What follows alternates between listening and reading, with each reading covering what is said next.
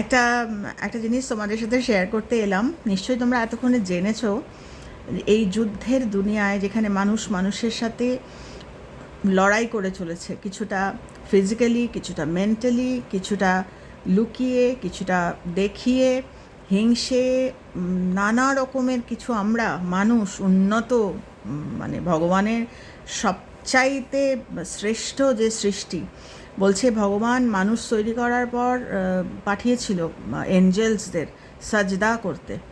এই রকম খুশি হয়েছিলেন ভগবান। কিন্তু সেই মানুষ আজকে আমরা দেখতেই পাচ্ছি যে যুদ্ধর কথা বাদ দাও, আমরা নিজেরা ছোট ছোট জগতে সারাদিন যুদ্ধ করে চলেছি, হিংসে রাগ, এই মানুষেরটা দেখতে পারি না, এই মানুষের। অথচ এই দুনিয়ার মধ্যে একজন ভদ্রলোক, এটা চায়নার কথা বলছি, চীনে, সুদূর চীন, সেখানে একটা ভিডিও ভাইরাল হয়েছে। সেটা হচ্ছে একজন ভদ্রলোক ফিরছেন অফিস থেকে এবং উনি হট করে নোটিস করছেন, রাত্রিবেলা নোটিস করছেন 7খানা ডগি, 7টা ডগি। তার মধ্যে সবার নাম আমি বলতে পারবো না, একটি ডগির নাম আমি মনে করে বলছি, তার নাম মনে হয় কর্গি বা কর্গি এরকম নাম। আর তার মধ্যে জার্মান শেফার্ড আছে, আরও বিভিন্ন রকম, মানে 7টা ডগি। তারা সাইড দিয়ে সাইড দিয়ে দৌড়চ্ছে না, রাস্তার সাইড দিয়ে হাঁটছে, হেঁটে হেঁটে যাচ্ছে।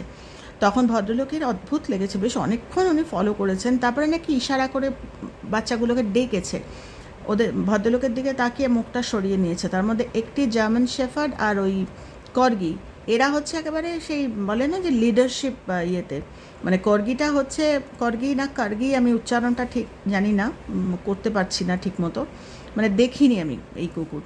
তো সে লিড করছে, আর জার্মান শেফার্ডটাকে খুব স্পেশালি ওরা গার্ড করছে। এবং ভদ্রলোক যখন ভিডিওটা শেয়ার করেছেন তখন কিন্তু ওই জায়গাগুলো সার্কেল করে করে উনি শেয়ার করেছেন এবং বলছে, জানা গেছে যেটা, সেটা হচ্ছে অনেক রকম ঘটনা জানা যাচ্ছে, কিন্তু গায়ে কাঁটা দেওয়ার মানে ব্যাপার, সেটা জানা গেল যে এরা নাকি সত্যি নিজেকে মানুষ বলে ভাবতেও না এখন লজ্জা করে। তো ওরা নাকি কোনো একটা রেস্তোরাঁতে ওদের চুরি করে নিয়ে, স্টোলেন ডগস, এই 7টা কুকুরকে বিভিন্ন জায়গা থেকে চুরি করা হয়েছিল তাদের মাংসের জন্য। আমি এর থেকে আর ডিটেলে বলছি না।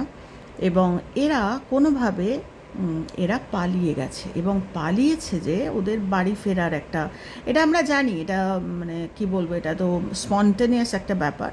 তো রুটে ফেরাটা আমাদের প্রত্যেকেরই, রুটে ফিরি আমরা, মানে গোয়িং ব্যাক টু হোম বা going back to the root. এটা একটা লিভিং বিংসের, সে যেই হোক, মানে লিভিং বিংসের সবসময় আমরা জানি যে গাছকেও আমরা যখন মানে রাখি, গাছেরও টেন্ডেন্সি হয় লিভিং, মানে মানে ব্যাক টু দ্য রুট, মানে সানের দিকে, সূর্যের দিকে ওরা বেঁকে যায়, আমরা জানি যে। তো যাই হোক, এদেরও লিভিং মানে ব্যাক টু দ্য হোম, মানে এটা একটা ইয়ে, ওরা শহরে ফিরছে, মানে নিজের জায়গায় ফিরছে, পালিয়েছে। এবং 7টা কুকুর একজন আরেকজনকে ছাড়ছে না, মানে তথাগত বুদ্ধ সেই সংঘা মনে পড়ছিল, টুগেদারনেস। একা কোনো বড় কাজ হয় না, একা বোকা, আর একা থাকলে মানুষের কাজ করা যায় না, একা থাকলে কিছু করা যায় না রাদার। তো ওরা 7টা কুকুর একজন আরেকজনকে ছাড়ছে না, একটু এদিক ওদিক হয়ে গেলে কর্গি খেয়াল রাখছে, তাকে আবার লাইনে চলে, মানে ওরা 7জন 17 কিলোমিটার ওরা কিন্তু টুয়ার্ডস হোম ওরা হেঁটেছে। এবং ভাইরাল হয়েছে ভিডিওটা, ঘরে ফেরার জন্য ওরা 17 কিলোমিটার হেঁটেছে এবং একসাথে হেঁটেছে, একজন আরেকজনকে ছাড়েনি।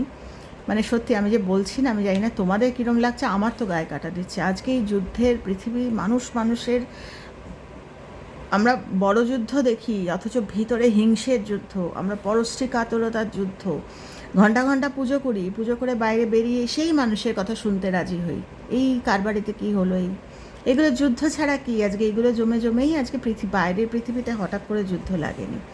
তো যাই হোক, ভাবছিলাম এই যে 7টা ডগি, তারা কিন্তু আমাদের সত্যি সেই দেখিয়ে দিয়ে গেল। ভাবছিলাম নোয়াজ আর্কের কথা মনে হচ্ছে, অনেক কিছু মনে হচ্ছিলো, তাই তোমাদের সাথে একটু শেয়ার করলাম। নোয়াজ আর্কের কথা মনে হচ্ছে, পৃথিবী ধ্বংসের সময় ঈশ্বর 2টো পাখিকে পাঠিয়েছিলেন, যাও প্রত্যেকটা প্রজাতি থেকে দুজন দুজন করে নিয়ে আসো, যাদের দিয়ে কাজ হবে। আমরা জানি এগুলো রিসার্চ ওয়ার্ক আছে, যারা পড়াশোনা করো তোমরা, তারা জানো, নট আ নর্মাল স্টোরি, এটা থেকে অনেক কিছু শিখিয়ে যায়।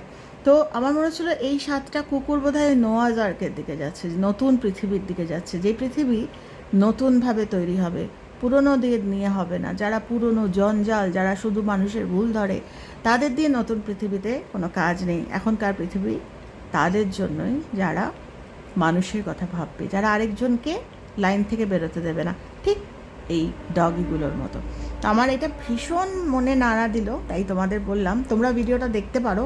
আমি তো ভিডিও ওরমভাবে শেয়ার করতে পারলাম না, আমি জানি না, হয়তো যদি খুঁজে পাই শেয়ার করব। বিভিন্ন জায়গায় কিন্তু এটা সার্কুলেট করছে। এটা থেকে কিন্তু আমাদের সত্যিই মানে going back to the root, আমরা মানুষ, আমরা কিন্তু সেই আমরা জন্মের পর ঈশ্বর সাজদা করেছিল, সেইটা মনে করে আমরা যদি নিজেদেরকে আরও বেটার করতে পারি, ক্ষতি কী? সেই ডগিগুলো কিন্তু আমাদের আরেকবার বুঝিয়ে দিয়ে গেল।